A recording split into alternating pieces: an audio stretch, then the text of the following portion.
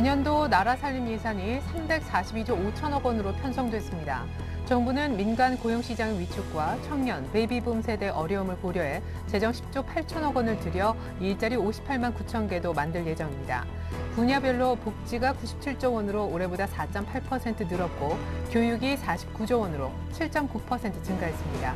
1인당 국민 세금은 평균 550만 원으로 올해보다 25만 원가량 증가할 전망입니다. 소비심리지수가 두 달째 기준치를 하회하며 부정적으로 나타났습니다.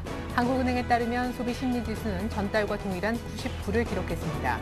소비심리지수가 100을 밑돌면 소비자들이 비관적으로 판단하는 상태입니다. 한편 소비자가 앞으로 1년 뒤 물가 수준을 예상한 기대 인플레이션율은 3.4%로 2010년 12월 이후 가장 낮았습니다. 금융감독당국은 정치 테마주의 발본 세권을 위해 상설반으로 설치된 테마주 조사 특별반을 대선 이후 정치 테마주가 모두 소멸할 때까지 가동하기로 했습니다. 금감원은 주가 이상 급등 종목은 실시간으로 모니터링하고 시세 조정 혐의점이 발견되면 즉시 조사에 착수하고 있습니다. 북한은 오늘 오전 김정은 국방위원회 제1위원장이 참석한 가운데 최고인민회의를 열고 의무교육제도를 기존 11년제에서 12년제로 변경 시행하는 내용의 법령을 발표했다고 조선중앙통신이 보도했습니다. 그러나 중앙통신은 관심이 쏠렸던 경제개혁 조치 등과 관련해서는 오전까지 별다른 언급이 없었습니다. 북한이 이번 회의에서 통과되는 다른 주요 법령을 추가로 공개할지 주목됩니다. 안녕하십니까. 울산일장의 최리나입니다. 코스피 오늘 2천선 안착이 역시 힘겹습니다. 어제 장중에 그러했듯이 외국인들이 계속 매물을 내어놓는 형국이고요. 오늘 연기금은 조금 삽니다만 역시 투신권의 매도, 차익실현 매물 때문에 코스피가 조금은 버티기가 어려워 보입니다. 투신권의 하락 압력을 가장 크게 받는 부분은 바로 코스닥인데요. 오늘 엿새 만에 5일선까지 크게 음봉으로 밀리는 모습입니다. 투신권이요. 현재 기관의 코스닥에 대한 순매도가 2시 현재 약 한 500억 가까이 되는데 이 중에 절반가량이 투신권의 물량이다. 이렇게 보시면 됩니다. 특히나 이제 그 종목별로 타격은요. 최근에 굉장히 흐름이 좋고 대안으로 꼽혔었던 중소형주 가운데 엔터주들이 이제 투신권의 던짐을 받는 모습인데요. 글쎄요. 보통 이제 월말, 분기말 되면은 투신권에서 윈도우 드레싱을 하는데 이것이 이제 주가의 상승이 아니라 주가에 대한 차익 실현으로 급락으로 연결되는 모습입니다. 윈도우 드레싱 효과를 보기엔 좀 어려울 듯 싶은데요. 코스닥 이러다 다시 올라올 수 있을까요? 일부에서 준비한 소식 먼저 보시겠습니다. 오늘은 대신증권의 이용준 애널리스트부터 만나보겠습니다. 스페인이 구제금융 신청한다면 우리 증시에 미칠 영향력 어디까지일까요? 엿새 만에 밀리면서 5일선까지 와 닿았습니다. 코스닥 숨고르기인지 하락 추세 전환인지도 판단 들어보겠습니다. SK증권으로 이어서 가보죠. 김민수 차장님 만나볼 텐데 눈치 보기 장세가 계속되고 있습니다. 변동성 확대 가능성 얼마나 될까요? 스페인 국채 만기 등 유로존 불확실성 앞으로 더 늘어날지 유럽 변수까지 체크해보겠습니다. 평택촌놈을 이기는 전략 시간에는 평택촌놈 정호영 대표께 지수 급락 시 주식 비중 줄일 필요가 있는지 급락의 기준점과 적정 비중 알아보고요. 지수 하락과 연동되는 ETF죠. 코덱스 인버스 대응 전략까지 찾습니다. 주간으로 5% 이상 수익 볼 수 있는 공략주 JB스탁의 이정복 대표가 주목하는 손오공으로 설명됐습니다. 끝으로 마감 전략엔 포트폴리오 시간에는 정승영 과장님 나와주실 텐데요. 연휴 앞두고 좀 조용하죠? 소강 상태인데 대응 전략 찾아보겠습니다. 현재 동원산업으로 19%, 에스텍파마란 종목으로 13% 높은 수익 내고 계신데요. 포트에 담긴 종목별 AS까지 챙겨보겠습니다. 네, 코스닥의 낙폭이 쉽게 줄여지지 않고 있습니다. 523.24, 한 10포인트 가까이 됩니다. 시황센터 가볼까요? 시황센터입니다. 추석을 앞둔 관망장세 속에서 이 스페인의 유로존 금융위기 재점화에 대한 우려 심리가 현재 시장의 악재로 작용하고 있는 모습입니다. 오늘 2천선이 무너지면서 하락세로 장을 출발한 지수는요. 오전 한때 연기금의 매수세에 낙폭을 줄이고 2,004선까지 반짝 반등했는데요. 재차 꼬리를 내리고 이 오후 들어서 투신을 중심으로 한 차익 매물에 1990선에서 등락하고 있습니다. 현재 코스피 지수입니다. 전거래일보다 0.53% 하락한 1992.83포인트에서 거래가 진행되고 있습니다. 현재 주요 수급 주체들도 좀 갈팡질팡하는 모습인데요. 개인과 기관은 매수 우위를 보이고 있습니다. 현재 기관이 100억 원 정도, 그리고 개인이 660억 원 정도의 매수 우위를 보이고 있고요. 외국인은 13거래일 만에 팔자세로 돌아섰습니다. 현재 외국인을 통해서 한 700억 넘는 매물이 출회가 되고 있네요. 이어서 코스닥 지수 확인해 보겠습니다. 현재 코스닥 지수는 6거래일 만에 하락세로 돌아선 모습입니다. 오늘 장 초반부터 약세로 출발한 지수는요, 530선을 내주고 기관의 대량 매물에 낙폭을 줄이지 못하고 있는데요. 현재 코스닥 지수입니다. 전거래일보다 1.71% 하락한 523.18포인트에서 거래가 진행 중입니다. 현재 코스닥 시장에서는 외국인과 기관이 동반 매도하고 있는데요. 기관을 통해서 한 480억 정도의 매물이 출회가 되고 있고요. 반면에 개인을 통해서는 600억 원이 넘는 매수 물량이 유입되고 있습니다. 이어서 환율 흐름도 살펴보도록 하겠습니다. 오늘 환율은 추석을 앞두고 이 특별한 상승 모멘텀이 부재한 가운데 수출업체 내고 물량이 출회되면서 하락하고 있습니다. 현재 환율입니다. 전거래일보다 2원 하락한 1118원 선에서 거래가 되고 있습니다. 이어서 코스피 시가총액 상위 종목 살펴보겠습니다. 현재 삼성전자가 소폭 하락하고 있습니다. 주당 1,000원씩 밀려나고 있고요. 132만 6천 원에 거래가 되고 있습니다. 포스코가 약보합권에서, 그리고 기아차도 1.22% 하락하고 있는데요. 반면에 현대차는 보합권에서, 그리고 현대모비스가 강보합권에서 31만 8천 원에 거래가 되고 있습니다. 현대중공업도 소폭 밀려나고 있네요. 25만 5,500원에 거래가 되고 있고요. 신한지주 현재 0.26% 하락 중입니다. SK하이닉스도 2%가 넘는 약세를 보이고 있고요. 현재 한국전력만이 3.83% 상승하면서 27,100원에 거래가 되고 있습니다. 이어서 코스닥 시가총액 상위 종목 살펴보겠습니다. 현재 셀트리온이 1.72% 하락하면서 28,500원에 거래가 되고 있습니다. 파라다이스는 요 근래 상승세에 돌아서면서 현재 5.38% 급락세를 보이고 있습니다. 주당 1,000원씩 하락하고 있고요. 17,600원에 거래가 되고 있습니다. 서울반도체 2% 가까이 하락 중입니다. 이어서 CJENM은 4.55% 밀려나면서 3450원에 거래가 되고 있고요. SK브로드밴드 2.42% 하락하고 있습니다. 포스코 ICT도 3.35% 밀려나면서 7220원에 거래가 되고 있고요. 젠백스 역시 2% 가까이 하락 중이네요. 이어서 이 시각 특징 업종 및 테마 종목 살펴보겠습니다. 현재 대부분의 업종은 하락세를 보이고 있는데요. IT 업종이 외국인과 기관의 동반 매도에 하락하는 가운데 LG전자가 3분기 실적 우려감에 현재 외국계 매도가 거세게 일어나고 있습니다. 나흘째 약세를 보이고 있는데요. LG전자 현재 4.47% 하락하면서 7만 500원에 거래가 되고 있고요. SK하이닉스 주당 550원씩 하락하고 있습니다. LG디스플레이도 2.75% 하락세고요. 삼성 SDI 역시 0.64% 밀려나면서 15만 5,500원에 거래가 되고 있습니다. 조선주가 역사적 저점에 다다른 밸류에이션 메리트 부각에도 힘을 쓰지 못하고 있습니다. 조선주 살펴보시면 현재 현대중공업은 보합권에서 25만 6천 원에 거래가 되고 있고요. 삼성중공업 약보합권에서 거래가 진행 중입니다. 현대미포조선 1%대로 하락 중이고요. STX 조선해양은 3% 가까이 하락하면서 9,610원에 거래가 되고 있습니다. 정유화학주들이 외국인과 기관의 매수 물량이 유입되면서 현재 조정장에서도 양호한 흐름을 보이고 있습니다. 정유화학주 살펴보시면 현재 LG화학이 주당 2,500원씩 상승 중이고요. S오일은 2% 가까이 상승하고 있습니다. 호남석유 역시 1.37%, 금호석유도 1.61% 오르면서 12만 6천 원에 거래가 되고 있습니다. 안철수 무소속 대선 후보가 현재 서울형 사회적 기업에 선정된 마이크 임팩트에 방문한다는 소식에 장애인 복지 관련주들이 장 초반 강세를 좀 보였는데요. 현재는 오름폭을 많이 줄인 모습입니다. 평화산업은 6.4% 강세를 유지하고 있는데요. 반면에 국제약품이 1%대로 상승 중이고요. 오텍은 강보합권에서 거래가 되고 있습니다. 대원제약도 2.25% 오르면서 8,190원에 거래가 되고 있습니다. 정치 테마주로 분류되면서 연일 강세를 보이던 SNS 관련주가요, 이 과열 우려의 급락세를 보이고 있습니다. 현재 오늘과 내일 그리고 이로온과 가비아 모두 하한가 기록하고 있고요. 나우콤은 13% 넘는 급락세입니다. 코원 역시 하한가 기록하면서 현재 2,700원에 거래가 되고 있습니다. 최근 강세를 보였던 엔터주가 숨고르기에 들어가면서 동반 하락세를 보이고 있는데요. 이 싸이 효과를 톡톡히 누리던 YG 엔터테인먼트도 7거래일 만에 급락세를 보이고 있습니다. 현재 YG 엔터테인먼트 6.39% 하락하면서 8만 5천 원에 거래가 되고 있고요. SM 역시 5%가 넘는 급락세입니다.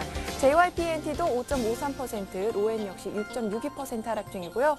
SM CNC도 어제의 상한가를 뒤로하고 오늘장 3.77% 하락하고 있습니다. 현재 6,890원에 거래가 되고 있네요. 지금까지 시황센터에서 김혜선이었습니다. 네, 현재 코스피는 1995선이고요. 코스닥은 523선 정도입니다. 여의도 쪽 분석을 들어보죠. 대신증권 이영준 연구원 만나보겠습니다. 안녕하세요. 네, 안녕하세요. 네, 오늘 뭐 이제 투신권 역시 매물 나오면서 2,000포인트 안착이 좀 쉽지 않은데 일단 단기적으로는 스페인이 변수가 될 것 같네요. 예, 그렇습니다. 전면적 구조의 금융 시에는 EFSF와 ESN과 이행 조건 합의도 필요하기 때문에 파이낸셜 타임즈에서 밝힌 것처럼 물밑 협상이 필요할 것입니다. 만약 EU와 물밑 협상이 진행 중인데도 최대 지분국인 독일이 저렇게 입장 표명을 하려고 공개적으로 나서는 것은 아직까지 별다른 진전이 이루어지지 않은 것으로 해석할 수 있겠습니다. 실제 전면적 구제 금융까지는 EU 측과의 협상 그리고 독일과의 의견 조율 등으로 다소 시일이 소요될 수 있겠습니다. 금융시장 관점에서는 스페인의 전면적인 구제 금융은 빠르면 긍정적 변수가 되겠지만 예상보다 시일이 소요되면 기간 조정을 연장시키는 불확실성으로 해석될 것입니다. 예. 지금 뭐 유럽연합하고 독일이 이제 빨리 구제금을 신청해라 이렇게 압박을 넣고 있는데 스페인 내부적으로 이렇게 좀 계속 미적거리는 이유는 어디 있다고 보십니까? 예, 뭐 아무래도 조금이라도 좀 더 좋은 정책을 받기 위해서 그러는 것 같은데요. 네. 사실 지금 선거도 예정이 돼 있다고 들었는데 그런 정치적인 수싸움 같은 것도 조금 있나요? 네, 이영준 연구원님. 여보세요? 네. 예. 예, 지방선거가 예정이 돼 있어서 사실 허리띠 졸라매기에 국민들이 반기할 리는 없는데 그런 것들도 조금 이렇게 지연시킬 수 있는 변수가 될 수 있나요? 예, 그렇습니다. 아무래도 그리스 입장에서도 추가적인 지원책을 더 바라는 입장이기 때문에 네. 충분히 그럴 여지가 있다고 판단하고 있습니다. 네, 일단은 뭐 구제금융 스페인이 이제 이번에 신청을 하느냐 여부가 굉장히 중요해질 것 같다. 늦어지면 변동성은 더 시장은 커질 수밖에 없겠다라는 얘기 들어봤습니다. 스페인의 얘기를 좀 일단락 짚고요. 코스닥 오늘 좀 궁금합니다. 사실 왜 이렇게 밀리나 오늘 하루 이렇게 밀리고 말 건지 기관이 윈도드레싱 이쪽에서 수익 확정을 오늘 많이 짓는 것 같네요. 예, 8월 이후 코스피 시장 대비 상대적 강세 흐름을 보이던 코스닥 시장이 조정 흐름을 보이고 있습니다. 그동안 코스닥 시장이 강세를 보였던 이유는 코스피 박스권에 따른 대안시장으로서의 부각이 되었기 때문인데요. 앞으로는 코스피 시장이 상대적 강세를 보일 가능성이 높아 보입니다. 2009년 이후 형성된 장기 저항선 550포인트를 돌파하기 위해서는 최근 진행되고 있는 수급 개선과 더불어 실적 모멘텀이 뒷받침되어야 할 것입니다. 그러나 코스닥은 박스권을 돌파할 만한 의미 있는 실적 개선세를 보이지 않고 있습니다. 오히려 8월 이후 상승으로 밸류에이션 부담이 발생하고 있는데요. 예를 들면 코스닥 시장의 경우 성장성에 대한 프리미엄을 받는 만큼 가치평가의 수단으로 주가 매출액 비율을 나타내는 지표인 PSR을 이용을 합니다. 과거 3년간 PSR 상단이 0.99를 기록했었는데 9월 말 현재 추정되는 코스닥 시장의 PSR이 0.98을 기록하면서 밸류에이션 상단에 근접하고 있습니다. 따라서 의미 있는 실적 개선세가 뒷받침되지 않는다면 추가 상승은 부담스럽다는 판단을 하고 있습니다. 그러면 이제 당분간 중소형주 랠리 이어질 듯. 어제 이런 의견, 어제까지만 해도 많았는데 이제 이런 시각들이 조금 바뀔 수 있다라는 얘기로 들립니다. 중소형주 어떻게 좀 대응을 하면 좋을지 궁금하고요. 오늘 또 기관 역시 종목들이 좀 힘이 없는 것 같아요. IT, LG 그룹주들도 그렇고 기관성 종목들 그냥 홀딩하면 나중에 수익 회복 가능한지 전략 부탁드릴게요. 예, 주요 선진국의 양적 완화로 인플레이션 우려에 대한 부분과 미국의 재정 절벽 문제 그리고 스페인 구제 금융 이슈 등 주식시장 변동성 요인들은 남아 있습니다. 그러나 중장기적 시장의 하락 요인으로 작용하지는 않을 것으로 예상되면서 하반 경지성을 띌 것으로 기대를 하고 있습니다. 유동성 장세 기대가 다소 약화되었지만 미국 주택 경기 회복과 중국의 10월 지도부 교체 후 발표될 가능성이 있는 중국 경기 부양책 등으로 하락 요인을 상쇄할 것으로 예상합니다. 중소형주의 단기 상승 그리고 차익 매물 출회 가능성으로 가격 메리트를 지닌 대형주 중심의 대응 전략이 바람직해 보이며 관심 업종으로는 조정을 받은 일부 전기전자 그리고 자동차 그리고 정유화학 업종 그리고 마지막으로 눌림목 이후 상승 반전이 기대되는 증권 업종을 제시를 하고 있습니다. 예. 그러면은 지금 아주 최근에 중소형주 신고가 난 종목들 사셨다가 오늘 이렇게 조정 맞고 좀 우울해하신 분들께 뭐 한 말씀 팁이라도 좀 주세요. 예. 일단 중소형주보다는 지금 앞으로는 이제 그 대형주 시장의 위주의 시장의 흐름이 전개될 예정이기 때문에 예. 지금 늦었다고 생각하지 마시고 지금이라도 중소형주에서 대형주로 편입하는 그런 방향을 가져보는 게 어떨까 싶네요. 네, 지금이라도 대형주로 중소형주에서 조금 늦지 않았으니까 갈아타자라는 얘기가 있었습니다. 어제까지만 해도 중소형주로 일부 편입 얘기가 있었는데 참 시장이 빠르게 돌아가네요. 대신증권 이영준 연구원의 전략까지 들어봤습니다. 분석 감사합니다. 네, 감사합니다.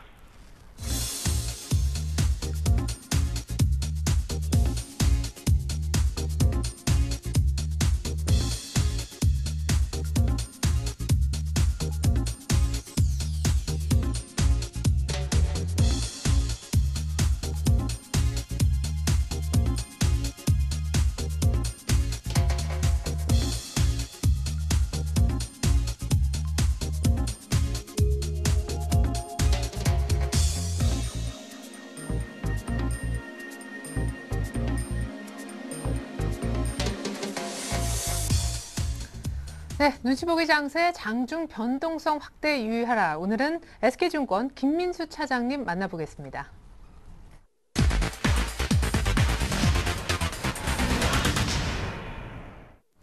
네, 차장님 안녕하세요. 예, 안녕하십니까? 네, 어제도 좀 아찔했었는데 오늘도 뭐 윗꼬리든 밑꼬리든 자꾸 이렇게 장중 흔들기가 좀 나오는 것 같습니다. 좋은 현상인가요? 예, 일단 좋은 현상이라고 어떤 뭐 지지권을 보여주기 때문에 좋은 현상이라고 볼 수는 있어도 어떤 상당히 시장이 좀 어렵습니다. 매매하기나 시장을 어떤 종목들을 갖고 있기나 상당히 좀 양쪽 모두 좀 어려운 흐름들이 아닐까 생각이 되고 있고요. 그런 가운데 일단 2000선 중심의 눈치 보기 장세고 거기다가 이제 장중 변동성은 좀 확대가 되는 모습들인데 그 관련된 쪽에서 아직 시장에서 이렇다 할 변화가 좀 없는 흐름이 아닐까 생각이 되고 있고요.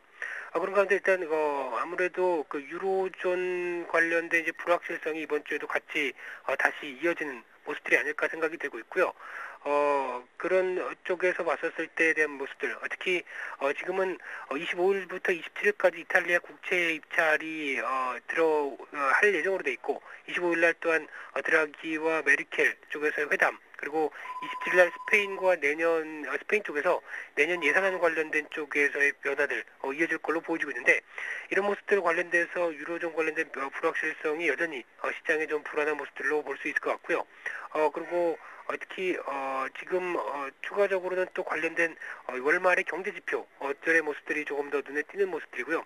특히 소비자 물가 지수라든가 아니면은 이제 나오고 있는 어떤 그 각국 글로벌 쪽으로 나오고 있는 여러 가지 모습들 쪽에서 여전히 아직까지는 불안한 모습들, 특히 지금까지 나왔던 어떤 경제 관련된 쪽에서 그 유동성은 푼다고 하더라도 추가적으로 유동성이 풀리는 만큼에 대한 경제가 회복되는 어떤 기조가 조금 더 이어지는지 여부를 좀 더 확인해야 될 것 같은데 아직 그런 모습들은 좀 보이지 않는 흐름이라고 한다면 아무래도 경제 지표 자체에 대해서는 부담은 좀 있지 않을까라는 관점으로 볼 수 있을 것 같고요. 거기다가 연휴 직전에 어떤 수급 불안정을 보이는 모습들 전반적으로 봤을 때 아무래도 지금 흐름들을 보기에는 이제 시장에서는 버티긴 하는데 아직까지 추가적인 어떤 변화는 조금 기대하기 좀 힘들지 않을까라는 관점으로 볼 수 있을 것 같고요. 거기다가 일단 그 3, 4분기 기업 실적이 다음 분기부터 특히 10월 달부터 또 다시 이어질 예정으로 보여지고 있는데 그런 모습들 같이 나타나기 시작하게 되면은 기업 실적에 대한 변화들, 특히 3, 4분기 같은 경우는 보통 전년 대비해서 약 한 2% 평균적으로 어떤 동기 대비해서는 실적이 좀 줄어드는 흐름이라고 예상을 하고 있습니다. 그런 가운데 일단 기업 실적이 안 좋다는 거를 감안을 하고 주가가 움직인 상황이라고 한다면 아무래도 주가가 좀 상대적으로 좀 견조할 수는 있겠지만은 그런 모습들이 전부가 아닌 모습들, 특히 기대치에 못 미치는 모습들이 좀 더 커지는 흐름이다라고 하게 되면 아무래도 어떤 시장에 대한 종목에 대한 흐름들이 좀 불안하게 갈 수도 있지 않을까라는 관점으로 볼 수 있을 것 같고요. 그런 가운데 일단 3, 4분기 말에 대한 어떤 윈도우 드레싱 효과를 조금 더 기대를 해볼 수 있을 것 같습니다. 특히 기관들이 지금까지는 주식을 2,000선 이상에서 펀드 환매 중심으로 계속 줄여놓던 모습들이기 때문에 이런 모습 흐름을 가지고 시장에서 오히려 매수 쪽으로 어떤 전환시키는 모습들이 짧고 강하게 들어온다. 그렇게 되면 아무래도 윈도우 드레싱과 관련된 모습들이 조금 더 이어지지 않을까 그런 관점으로 볼 수 있을 것 같고요. 그렇게 되면 일단 한 단계 시장이 추가적으로 올려놓으려고 하는 변화가 좀 나오지 않을까 생각을 해볼 수 있을 것 같은데 이런 차원에서 조금 더 기대가 되는 모습들이 연기금입니다. 어제 같은 경우도 시장이 어떤 특별한 이유 없이 한 20포인트 이상 하락했을 때 연기금 매수가 다시 이어지면서 시장을 안정권으로 들어왔던 모습들인데요. 특히 연기금 같은 경우는 지금 하반기 특히 올해 집행돼야 될 매수 어떤 금액들을 그렇게 상반기 때부터 그렇게 적극적으로 좀 크게 집행을 못 해왔기 때문에 상대적으로 흐름을 보게 되면 하반기 얼마 안 남은 어떤 그 시간 동안에 매수세가 좀 더 집중을 되게 되면은 시장에 좀 안전판 역할을 되지 않을까라는 관점으로 볼 수 있을 것 같고요. 따라서 일단 이번 주 같은 경우는 가장 크게 강조를 드리고 싶은 부분은 변동성입니다. 일단 무엇보다 변동성 확대가 좀 커질 가능성을 좀 염두를 해두시면서 매매를 해야 될 것 같고요. 특히 말씀드렸던 어떤 기관들의 변화에 의해서 주가가 한 단계 올라온다라고 하게 되면 아무래도 주식 비중은 일단 주식 비중이 좀 꽉 차졌던 분들 같은 경우는 조금 조절하는 전략이 좀 필요하지 않을까라고 생각이 되고 있고요. 무엇보다도 지금 시장에서는 물론 이제 코스닥 시장도 단기 급등한 종목들은 어떤 그 매물 압박들 받고 이런 변화가 좀 들어오긴 하지만은 무엇보다도 저퍼주들 특히 실적 대비해서 저평가를 받았던 중형주, 소형주급의 종목들도 상당히 반등세가 좀 눈에 띄는 모습들인 것 같습니다. 따라서 이런 종목들 중심으로 어떤 종목 중심의 대응도 같이 이어지는 어떤 전략이 좀 필요한 시점이라고 생각됩니다. 예, 유럽 불안, 수급 불안이 있지만 윈도우 드레싱이라든가 특별히 연기금 매수 기대하면서 추가 상승 쪽 기대감도 좀 보여주셨는데 무엇보다 종목별 장세 얘기하면서 지금까지 많은 분들이 중소형주에서 좀 답을 찾아보자. 이쪽에서 수익률을 얻을 수 있다 하셨었습니다. 그런데 오늘 특별히 이제 수급이 좋다 해서 들어간 또 신고가가 괜히 강하냐 해서 샀던 중소형주들이 많이 밀리고 있거든요. 역시 샀던 주체가 팔므로써 그런 현상이 일어나는 것 같은데 대응법 알려주십시오. 예, 일단 지금 상황에서 어떤 그 추격 매수 흐름들, 특히 중소형주 같은 경우는 보통 어떤 시장의 빠른 움직임들이 좀 강한 편입니다. 그랬을 때 보통 중소형주가 어떤 저점 대비해서 특히 이제 시장에서 부각을 받기 시작하면서 약 한 10%에서 20% 정도 먼저 상승세를 타는 모습들이다라고 한다면은 거기서 추격 매수했을 때는 아무래도 단가에 대한 압박 때문에 어떤 그 추가적인 상승을 한다고 하더라도 상대적으로 좀 불안한 국면들이 있기 때문에 들어가기가 좀 만만치 않은 모습들이고요. 따라서 일단 지금 같은 경우는 지금 주가 흐름들 쭉 보시게 되면은 업종이나 아니면 어떤 특별한 테마나 이런 걸 떠나서 어떤 실적 대비 저평가인 종목들을 한번 쭉 보셔가지고 오히려 이런 종목들을 어떤 그 추격 매수하는 관점보다는 눌림목 관점들, 특히 어떤 한 번에 같은 종목들을 1000주를 매수를 한다라는 게 아니라 한 300주씩 3번을 나눠서 눌림목만 하는 어떤 그런 관점으로 접근을 해야 그나마 시장의 흔들림에 좀 덜 좀 견딜 수 있는 전략이 아닐까 생각되고 있고요. 가장 중요한 거는 일단 어떤 실체 없는 테마들 같은 경우를 따라갔을 때에 대한 후폭풍들이 상당히 크다라는 걸 좀 계속 보여주고 있기 때문에 그런 쪽은 좀 자제를 하시는 게 좀 중요하다고 생각됩니다. 예. 그러니까 추격 매수하니까 이제 그렇게 이제 수익이 바로 물리게 되는 그런 현상들. 그리고 고평가된 종목보다 저평가된 종목을 사는데 그마저도 저점 매수하는 게 좋다라는 의견 들어봤습니다. 그러면 윈도 드레싱 뭐 효과 기대하면서 대형주 중심으로 포트를 꾸리는 게 낫습니까? 아까 이제 비중 조절 얘기도 하셨는데요. 포트 공개해 주세요. 예, 일단 포트는 요즘 저 개인적으로는 비중을 그렇게 많이 안 가져가고 있습니다. 한 50%대에서 60%대 이 안에 개인적으로도 그 손님들과 그 포트를 유지를 하고 있고요. 그 나머지는 일단 단기적인 어떤 흐름들, 눌림목에서 들어갔다가 바로 빠져나오는 어떤 그런 전략 중심으로 행하고 있고, 아직 그 시장에 대한 어떤 불확실성이 좀 큰 만큼, 특히 급등이나 급락이나 모두 다 불확실성이 큰 모습들입니다. 그렇기 때문에 그런 흐름만큼 아무래도 주식 비중은 조금 가볍게 하는 쪽으로 지금 대응을 하고 있고요. 그런 관점 쪽에서 이제 IT 쪽에서 10%, 그리고 음식료 같은 경우는 접근한 뒤부터 상당히 많이 올랐는데 그래도 아직까지는 좀 접근한 전략 쪽에서 한 10%대 그대로 유지를 하는 모습들이고요. 그리고 정유화학, 그리고 조선, 일단 낙폭 과대 쪽으로는 그대로 좀 유지를 하면서 일단 주식 비중 50%대로 시장을 맞춰갈 거로 생각하고 있고요. 똑같이 여기서 한 단계 올라온다 그렇게 되면은 일단 그 저평가 흐름들이 단기간에 조금 더 해소되는 어떤 그런 업종 중심으로는 하는 또 반영분 좀 정리를 하면서 약간 몸집을 좀 가볍게 할 생각으로 계속 접근을 하고 있습니다. 예, 좋습니다. 이렇게 되면 한 현금은 반 정도 쥐고 계시겠다라는 얘기죠? 좋습니다. 예, IT, 음식료, 정유화학, 조선 각 10%씩 포트 구성까지 들어봤습니다. 지금까지 SK증권의 김민수 차장님 분석이었습니다. 감사합니다. 예, 감사합니다.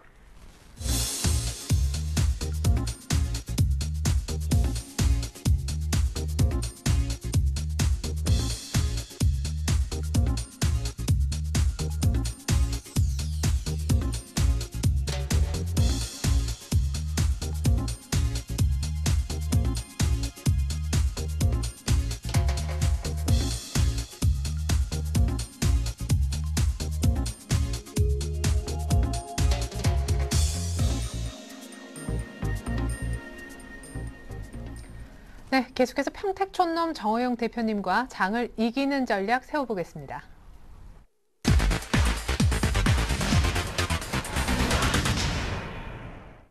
네, 정 대표님 안녕하세요. 네, 안녕하세요. 네, 2000포인트 안착은커녕 전일 1977, 오늘 장중 저점 1988, 기회만 되면은 아래쪽으로 좀 내려가려고 하네요. 일단 주식 지수가 급락하면 곧바로 줄이자라는 입장이시죠? 네, 일단 전략을 짜드리고 현재 상황에 대해서 객관적으로 좀 설명을 드리겠습니다. 첫 번째로 이제 그 전략을 짜드리면요. 1990선을 중심으로 해서 만약에 지지가 되면 50에서 75, 이탈되면 25에서 50 정도 해주시면 될 것 같고요. 뭐 오늘 1975가 이탈되거나 그럴 것 같지는 않습니다. 그래서 일단 그 정도 해서 말씀드리겠고요. 현재 장 상황을 제가 이제 간단하게 말씀드리겠는데요. 9월 17일부터 9월 25일까지, 그러니까 지난주 월요일부터 바로 이제 오늘까지입니다. 현재 상황을 보면은요, 전체적으로 들어갔을 때 보면은 현재 이렇습니다. 움직임 자체가 일교차가 보통 14포인트에서 뭐 최고는 뭐 17포인트 뭐 이 정도 나고 있는데요. 중요한 게 뭐냐면요, 항상 그 고점 라인은 2000선 이상이고요, 저점 라인은 2000선 미만이라는 얘기입니다. 예를 들어서 고점이나 저점이 다 2000선 이상일 수도 있잖아요. 그죠? 또 반대로 고점과 저점이 또 2000선 미만일 수도 있는데, 그러니까 뭐냐면 지금 완전히 갇혀있는 장세라고 볼 수가 있습니다. 그래서 현재 제가 보기에는 이게 좀 불안해서 그렇게 되는 거거든요. 그래서 특별한 일이 없다 그러면 지금 좀 위험 관리를 좀 만전을 기해달라 이렇게 설명드리겠는데요. 오늘 같은 경우도 그래요. 지금 코스피 지수가 이제 뭐 크게 빠지는 않았습니다. 약간 빠진 수준인데요. 코스피 같은 경우에는 이제 오전 저점을 깨고 오후에 더 이제 하락한 이런 모습이고요. 다행히도 삼성전자가 오전 저점보다 오후 저점이 훨씬 더 높습니다. 그래서 여전히 버티고 있는데요. 이제 오늘도 그렇고요. 이제 내일 이후에 이제 어떤 판단을 하셔야 되냐면, 장중 흐름은 삼성전자와 파생 흐름 두 가지 보시면 될 것 같고요. 그다음에 추세적인 흐름은 역시 해외 증시인데요. 저는 좀 약간 좀 조정이 좀 오지 않을까 이렇게 좀 생각하고 있습니다. 그래서 어쨌든 지금 굉장히 심각한 건 뭐냐, 코스피보다 코스닥이에요. 코스닥 지수 차트를 여러분들이 한번 꼭 보시기 바랍니다. 보시면은요, 현재 장대 음봉이 나타나면서 코스피보다 훨씬 더 약해요. 그래서 만약에 여기서 코스피가 무너지지 않으면 코스닥이 좀 버티겠지만, 코스피가 무너지면 아마도 코스닥에서 투매도 나올 수가 있기 때문에 일단 지금은 종목 수를 줄이고 비중 기존을 철저하게 엄수해 주시기를 부탁드리겠습니다. 예. 아니, 그러면은 중소형주 이렇게 잠깐 조정을 일시적으로 받고 그 이후에 이제 종목별 옥석 가리기가 진행될 거다. 거기에 대해서는 어떤 의견이신 거예요? 예, 맞아요. 충분히 그렇게 나올 수가 있고요. 네. 특히 이제 그 코스피 종목 같은 경우에는 이제 우량주는 이제 지수하고 연동될 수밖에 없고요. 예를 들어서 뭐 지금 LG전자라든가 LG 디스플레이, SK 하이닉스 다 빠지고 있잖아요. 그러니까 지수가 빠지니까 이렇게 되는 거겠고요. 코스닥 같은 경우에는 이제 그 테마주가 현재 가장 강합니다. 그런데 테마주가 현재 그 크게 두 가지로 나눠지거든요. SNS 관련주하고 그다음에 문재인, 안철수, 박근혜 관련주 이렇게 나눠지는데 계속해서 순환매되는 양상입니다. 근데 제가 볼 때는 어차피 오늘도 이제 문재인 관련주가 결국 이제 상한가 진입하고 이제 반등 나고 있는데요. 옥석 가리기라고 본다 그러면은 지수가 만약에 빠져도 갈 만한 건 테마주밖에 없습니다. 그래서 만약에 테마주가 싫으신 분들은 굳이 하지 마시고요. 만약에 굳이 난 하겠다 싶으면은 SNS 관련주나 그 뭡니까 그 인물 관련 테마주 있지 않습니까? 둘 중에 하나를 선택해 주시면 무리가 없을 것 같습니다. 하지만 전반적으로는 리스크 관리에 좀 신경을 쓰자 주식 비중을 그렇게 높일 때는 아닌 것 같다라는 큰 그림 설명이 있었습니다. 자, 추천주 점검 받아보고 싶은데 시장이 조금 밀리면 오히려 웃을 수 있는 코덱스 인버스 기존에 추천해 주신 바 있잖아요. AS 해주세요. 네, 9월 21일이었죠. 제가 좀 날짜를 잘못 적었는데요. 7,400원에 이제 그 추천해드렸습니다. 지난주 금요일이었습니다. 그런데 일단은 이거는 이유열을 막론하고 7,250원이 되면 무조건 손절하세요. 왜냐하면 7,250원이 되게 되면은 아마도 코스피 지수가 한 2,025 이상을 갈 겁니다. 그래서 그때 무조건 손절해 주시고요. 그게 아니면 일단 이건 좀 더 길게 여러분들이 홀딩해 주셔도 큰 무리가 없을 것 같습니다. 예, 좋습니다. 이러다가 지수가 빠질지도 모릅니다. 하지만 그때 웃을 수 있는 코덱스 인버스 AS 들어봤습니다. 무조건 7,250원 깨지면 손절 계속해서 강조해주고 계십니다. 네, 지금까지 평택촌놈 정호영 대표님과 함께했습니다. 자세한 분석 잘 들었습니다. 네, 감사합니다.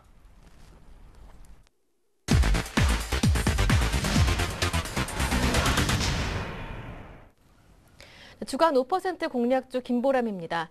일주일 동안 5% 정도 수익이 기대되는 종목을 찾아보는 시간인데요. 먼저 한 주간의 수익률부터 공개합니다.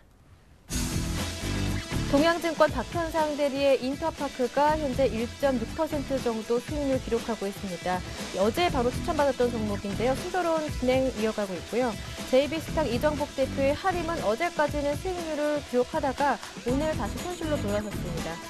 네, 그리고 전진우 팀장의 프리엠스는요, 손절가 처리됐고요. 리딩투자증권 윤정훈 주임의 오스템 임플란트는 0.8% 수익, HM투자증권 박지훈 과장의 대양전기공업은 지난주 금요일 받았던 종목이었는데 현재 수익률이 2.4%로 1위입니다.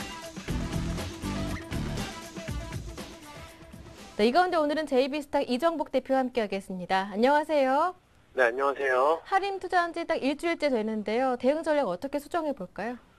네, 할인 투자 포인트에 대해서는 뭐 변경사항은 없고요. 일단은 추천하고 나서 주가가 좀 소폭 상승을 했었었는데 지금 최근에 이제 기관들이 계속 매도로 일관을 하다가 최근에 좀 매수로 돌아선 점이 좀 주목이 되고 최근에 또 외국인들이 지속적으로 좀 매입을 해주고 있습니다. 그래서 지금 이 종목 같은 경우는 크게 빠질 자리가 지금 거의 없는 자리이기 때문에 이 11선 부근에서 이제 조금 더 홀딩을 한다면 그 한 달 전 고점 가격을 대부분의 종목들이 한번 돌파를 했기 때문에 이 종목 또한 월 차트 기준으로 봤을 때도 다음 달에 오히려 좀 더 기대가 되는 종목이기 때문에 제가 이제 말씀드린 종목들에 대해서는 홀딩하는 전략, 손절가는 거의 제가 지금 현재의 가격에서는 손절이 좀 무의미하고 매수가 근처에서 지금 거래를 하고 있기 때문에 오늘 같은 장에서도 크게 하락은 하지 않고 있다는 점도 긍정적으로 보고 있고요.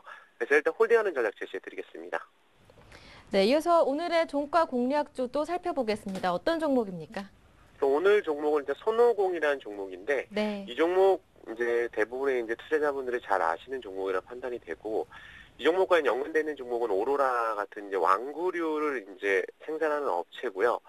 일단 이 종목에 대해서 이제 실적도 실적이지만 역시 그동안에 실적 부분에 대해서도 역시 흑자는 나오는 기업이지만 시장에서 거의 고점 대비했을 때 낙폭이 좀 많은 종목으로서 얼마 전에 이제 소개해드렸던 유진로봇 같은 경우도 이 시간에 제가 소개를 드렸었는데 유진로봇 이제 처음에 제가 이 시간에 추천드렸던 그 초입국면하고 굉장히 유사한 흐름을 보여주고 있습니다. 그래서 원래 이제 끼가 있었던 종목들 같은 경우는 다시 한번 이제 바닥을 확인한 후에는 전고점을 한번 터치하는 상승은 나와줄 수가 있기 때문에 지금 이제 기술적으로 일단 대응을 해드리겠습니다.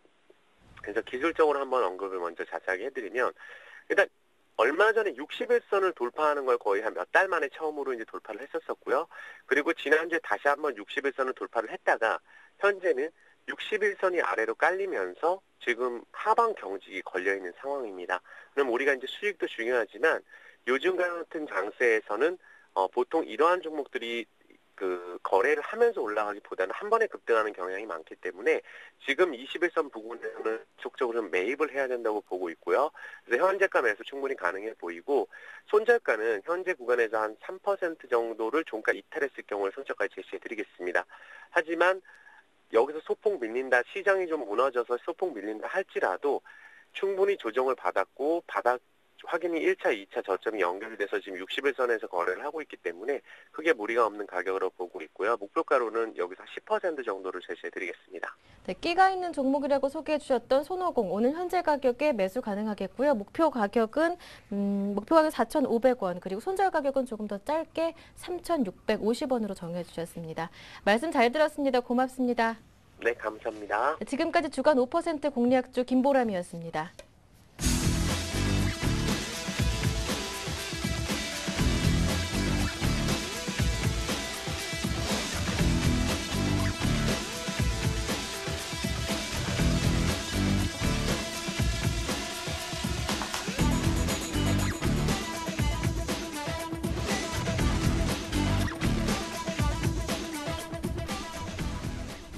네, 2시 34분 막 지나고 있습니다. 종가 형성까지 30분이 채 안 남았다라는 얘기인데 투신권이 매물을 그렇게 많이 거두어들일 분위기가 아닙니다. 코스닥도 여전히 523, 코스피도 1993선 정도입니다. 마감 전략 다시 짜보고요. 포트폴리오 종목 얘기도 듣겠습니다.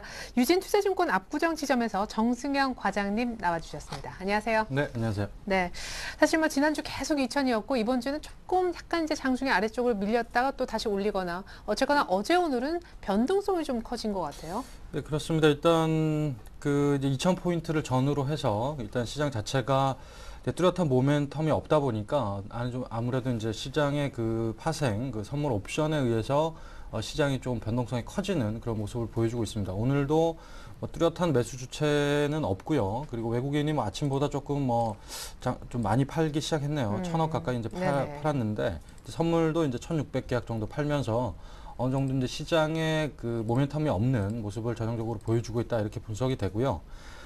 상대적으로 이제 코스닥 시장이 이제 오늘은 어제까지는 조금 이제 강한 모습을 보였으나 오늘 코스닥 시장에서 기관이 470억 그리고 외국인이 140억 가량을 팔면서 어느 정도 그 이제 기관의 그 이제 윈도우 드레싱 이후에 어떤 그 이제 차익 실현 매물들이 상당히 이제 몰리면서 주가가 그 기관이 공격적으로 매수했던 종목들 위주로 많이 빠지고 있다 이렇게 보여지고요. 아무래도 이제 단기 급등주들은 아무래도 그 9월 말까지 조금 조정폭이 좀 있을 것으로 예상이 되고요. 추석 전까지는 눈치 보기 장세 그리고 기간의 어떤 코스닥 매도주의보 조금 유의를 하셔야 된다. 이렇게 정리할 수 있을 것 같습니다. 예, 사실 언제나 그렇지만은 어제까지만 해도 너무 좋았거든요. 네네. 이걸 언제 사나 이제 그 잡는 시점에 대해서 얘기를 하다가 오늘 이렇게 밀리고 또 9월 말까지는 조금 어렵다고 하시니까 정말 최근에 사신 분들은 이왕 이렇게 된 거 또 고점에서 샀고 네네. 10월 되면 좀 좋아질까요? 일단 사실 그 어제부터 사실 힌트가 좀 나왔습니다. 어제 그래요? 기관과 외국인이 코스닥을 기관 같은 경우에 230억 가량을 팔았고요. 외국인은 170억 가량을 팔았습니다. 결국에는 어제 그 YG엔터 같은 종목들이 상한가를 기록을 했는데 결국에는 개인이 땡겨서 상한가를 만들었다는 거죠. 그런 부분들은 결국에는 단기 매물이 나올 수밖에 없는 여건이었고 그런 부분들이 오늘 바로 이제 차익 실현 형태로 나오면서 뭐 7% 정도 빠지는 그런 모습을 보여주고 있습니다. 결국에는 기관이 샀던 종목을 결국에는 마지막에 이제 그 개인들이 와서 추격 매수를 하는 아주 좋지 않은 그림을 보여줬습니다. 그렇기 때문에 이제 기관들은 어제부터 차익 실현하는 그런 모습을 보여줬습니다. 그리고 오늘도 지금 뭐 가격대라면 충분히 기간이 한 6월 그리고 7월 정도에 집중 매수를 했던 종목들이기 때문에 상당한 수익을 실현했을 거라고 네네. 예상이 되고요. 그런 부분들 때문에 기간의 매도 물량들은 거침없이 나올 가능성이 상당히 있습니다. 그래서 이제 9월 말까지는 조금 조심하더라도 이제 10월에 단기 낙폭이 지금까지 올라온 그 조정폭의 뭐 한 40%, 50% 정도까지 이제 조정폭이 나온다면 이전에 올렸던 종목들을 기간이 다시 매수해 준다면 좀 더 이제 갈 가능성은 있겠지만 이제 조금 이제 10월 추석 이후에는 시장 좀 변화가 될 가능성도 있을 것 같습니다. 결국에는 실적 얘기도 많이 나오고. 그렇죠. 실적 네. 이제 어닝 시즌에 접어들고요. 그리고 이제 QE3라든지 그리고 중국의 어떤 이제 양적 완화 정책들 이런 부분들이 10월 18일 정도 예정이 돼 있는데 이제 중국 시장 같은 경우도 결국에는 뭐 우리 시장과 비슷하게 레임덕 현상을 겪고 있습니다. 그래서 정치적 이슈들 때문에 이제 그 시장에 강력한 정책을 못 내고 있죠. 하지만 이제 10월 18일 정도에는 어느 정도 이제 그 정권이 바뀌는 그런 시즌이기 때문에 10월 18일 정도에 나오는 정책들은 상당히 시장에 강력한 모멘텀을 줄 가능성도 있기 때문에 중국 관련주도 어느 정도 그쯤 해서 관심을 가지는 게 좋을 것 같고요. 일단 Q3도 어느 정도 실효성을 거두고 있는지 시장에서 그런 부분들이 결국에는 이제 Q3라는 게 MBS 이제 주택 모기지 담보대출을 이제 저당 증권들은 이제 사서 400억 달러를 매달 이제 푸는 정책을 쓰지 않습니까? 네. 그런 부분들이 이제 지표로 나타나기 위해서는 주택 지표가 빠르게 개선이 돼야 됩니다. 그래서 네. 10월 중순경에 나오는 이제 미국 시장의 주택 지표 이런 부분들이 턴을 하게 되면 이제 Q3의 그 어떤 시장의 실효성 여부는 어느 정도 불식될 수 있다. 이런 부분들 때문에 10월 중순까지는 이런 지표들이 나오기 전까지는 어느 정도 시장의 모멘텀이 없이 뚜렷한 매수 주체 없이 갈 가능성이 조금 있다라고 이렇게 보여지는 장일 것 같습니다. 네, 그러면은 화장품, 엔터, 게임 얘기는 10월 달에 좀 덜 나올까요? 일단 충분히 좀 수익을 어느 정도 지금 아직까지 플러스다라고 네네. 하면은 오늘이라도 좀 파는 게 낫겠네요. 추가 조정 예상된다고 하셨잖아요. 그렇죠. 일단 한 내일까지, 모레까지 충분히 그 매물이 나올 가능성이 있습니다. 그리고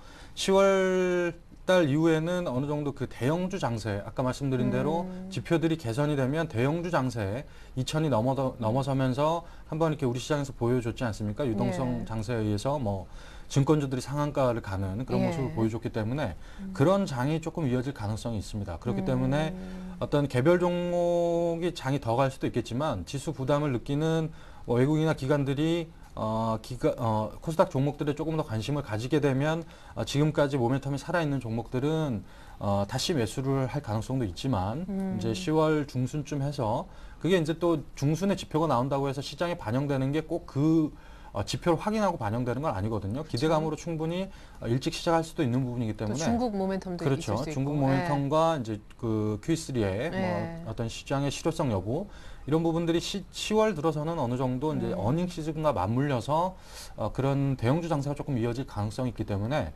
중소형주는 어느 정도 그 10월 이제 추석 이후에 네. 종목의 흐름을 보시면서 매수를 하시는 게 좀 더 좋은 전략이다. 이렇게 말씀드릴 수 있을 것 같습니다. 네, 그럼에도 불구하고 동원산업과 에스텍파마를 현재 두 자릿수 수익, 거의 한 20% 나는 종목도 동원산업 갖고 계신 분으로서 일주일에 한 번만 오시니까요. 네네. 예, 저희가 매일매일이면 이제 뭐 종목 오늘 신규 소개가 없어도 되지만 그래도 네네. 좀 부탁을 좀 드려볼게요. 그래도 신규로 꼭 이 종목은 보자. 네, 오늘 제가 들고 나온 종목은 마크로젠 바이오 종목을 들고 나왔습니다. 일단 이 회사 같은 경우에는 뭐 최근에 그 기관이나 외국인이 조금 매수를 해줘서 기관이 조금 매수를 했죠. 이런 부분들 때문에 어느 정도 저점 대비 상당히 큰 폭으로 올라왔습니다만 사실 이 회사 같은 경우에는 다른 회사와는 좀 다르게 바이오 회사 중에서도 실적이 조금 나는 올해 영업이익이 한 50억 정도 나는 회사입니다. 그렇기 때문에 바이오 회사들은 사실 그 실적 이런 부분들이 확인이 되지 않고 어떤 꿈과 희망을 가지고 하는 주식들이 많습니다. 하지만 마크로젠 같은 경우에는 이제 유전자 분석을 하는 회사인데 이제 유전자가 우리가 이제 그 DNA 이런 부분들이 나오지 않습니까? 네. 예전에 그 이제 지놈이라 그러는데 지놈 분석을 하는데 약 30억 달러가 들었다고 합니다. 한 사람의 그런 네. 유전자 지도를 만들어내는데 그런데 최근에 이제 기술력이 발달하면서 한 사람의 그 지놈을 분석을 하는데 미국에서 $1,000까지 그 비용이 절감되고 그리고 앞으로 유럽에서 유전자 지도를 완벽하게 분석을 해냈습니다. 그래서 앞으로 어느 정도 이제 시장의 공용화가 될 것이고 이런 부분들을 모두들 이제 쓸 수 있게 되면 그 이제 1,000달러에서 100달러까지도 떨어질 가능성이 있기 때문에 이런 부분들이 시장의 수요를 증폭시킬 수 있는 가능성이 충분히 있기 때문에 마크로젠 같은 경우는 현재도 영업이익이 나는 회사고 앞으로도 성장 가능성이 충분히 있는 그런 종목이다. 그래서 좀 중장기적으로 보유를 하셔도 충분히 괜찮은 종목이다. 이렇게 말씀드릴 수 있을 것 같습니다. 예, 차트를 좀 볼까요? 네, 차트를 보시면서 일단 말씀드리면 뭐 오늘 그 시장 전체적으로 코스닥이 큰 폭의 조정을 받기 때문에 뭐 오늘 한 3% 정도 빠지고 있습니다만 오늘 종가 정도면 뭐 충분히 매수 권역이다 이렇게 볼 수 있을 것 같고요. 네. 그래서 오늘 종가 정도에 매수를 하시고 목표가는 정고점인 36,000원 정도 정고점 부근에 이제 목표가를 설정을 하고요. 그리고 이제 손절가는 28,500원 정도로 제시해 드리도록 하겠습니다. 예, 얼마 전에 이제 저점보다 약간 더 여유 있게 잡아주셨습니다. 네네. 유전자 분석하는 마크로젠, 이제 실적이 조금 나는 바이오 회사다라는 얘기도 있었는데요. 자, 기존 포트폴리오를 한번 볼까요? 제가 아까 뭐 20% 나는 그런 종목도 있다고 말씀드렸는데 동원산업입니다. 그 종목은요. 호텔신라, 이밖에 SK, 에스텍파마 각 20%로 4종목 있었습니다. 오늘 낮 12시 기준 수익률 집계 결과 보죠. 자, 동원산업이 거의 한 20% 가까운 수익. 오늘 장중에 정확히 목표가 27만 5천 원을 찍어준 상태이고요. 호텔신라는 전일 목표가 6만 원을 한번 찍고 약간 밀렸는데 이익 실현 사인을 내셨습니다. 4% 정도 보고요. 에스텍파마도 역시 이미 목표가인 17,000원 넘어서 18,000원대도 조금 들어가는 모습인데 요거는 홀딩인가 봐요. 목표가도 올리고 손절가도 올리면서 SK만 좀 조용할 뿐 난리가 났습니다. 일단 하지만 파는 거는 호텔신라만. 네. 예, 일단 축하드릴게요. 네, 뭐 감사합니다. 예. 일단 호텔신라가 어제 그 59,800원을 찍고 밀리는 제가 이제 6만 원 정도로 목표가를 제시했는데 아마 이렇게 어제 눈치가 빠르셨던 분은 사셨던 분들은 좀 파셨을 거라고 생각이 드는데 어제 사실 호텔신라를 필두로 해서 개별 종목이 조금 무너지는 그런 모습을 네. 보여줬습니다. 결국에는 그게 아까 서두에 말씀드렸듯이 시장이 조금 개별 종목이 무너질 수 있는 힌트였다라고 이제 보시면 좋을 것 같은데 네네. 호텔신라 같은 경우에 대형주 그 옐로우칩 중에서도 상당히 강력하게 모멘텀을 가지고 올라왔습니다. 그래서 중국 수혜주 뭐 이런 부분들 때문에 그러면서 이제 신고가를 경신을 하면서 어제 이제 거래되는 패턴을 보니까 상당히 그 고점을 찍고 강력하게 매도 세력이 그 매도 물량을 털어내면서 약간 좀 힘없이 무너지는 그런 모습을 보여줬습니다. 어제 결국에는- 출연하셨더라면 오늘 아침에 팔라고 하셨겠네요. 그렇죠. 어제 만약에 제가 장중에라도 그 어제 출연했으면 장중에 무조건 팔라고 말씀을 드렸을 네네. 겁니다. 아마.